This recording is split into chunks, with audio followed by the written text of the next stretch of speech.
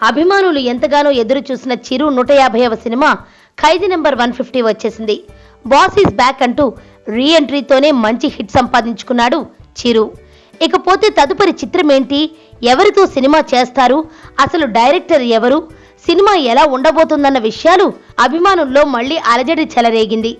అభిమానుల అలజడి ఊహాగానాలకు చిరు కుమారుడు హీరో రామ్ చరణ్ స్పందించి క్లారిటీ ఇచ్చేశాడు. నాన్నతోనే నెక్స్ట్ ప్రాజెక్టుకు కమిట్ అయిన ఆ కుర్ర హీరో తను ఆశించిన స్థాయి సక్సెస్ ఇవ్వని డైరెక్టర్కే అవకాశం ఇచ్చాడట. దీంతో అబ్బాయిది పెద్ద మనసా లేక తొందరపాటు తనమా అన్న డైలమాలో పడ్డారు సినీ జనం.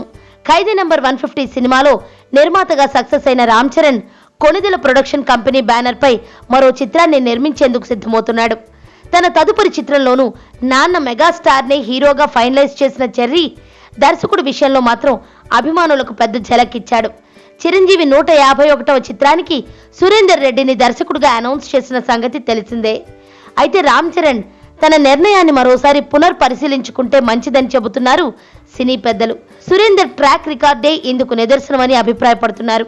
ఇటీవలే రామ్ చరణ్ తో ధృవ సినిమాను తెరకెక్కించిన సురేందర్ రెడ్డి అంచనాలను అందుకోలేక కాస్త డీలా పడ్డాడనే వాదన ఉంది. అయితే మెగాస్టార్ 151వ చిత్రం సురేందర్ రెడ్డికే బాధ్యతలు కట్టబెట్టడం వెనుక కారణం ఏంటో తెలియక మెగా ఫ్యాన్స్ సైతం తలలు పట్టుకుంటున్నారు. ఏమైనా చెర్రీ మాత్రం సురేందర్ పై అపారమైన నమ్మకాన్ని వ్యక్తం చేస్తున్నాడు. మరి చెర్రీ నమ్మకాన్ని సురేందర్ రెడ్డి ఎంతవరకు నిలుపుకుంటాడో చూడాలి.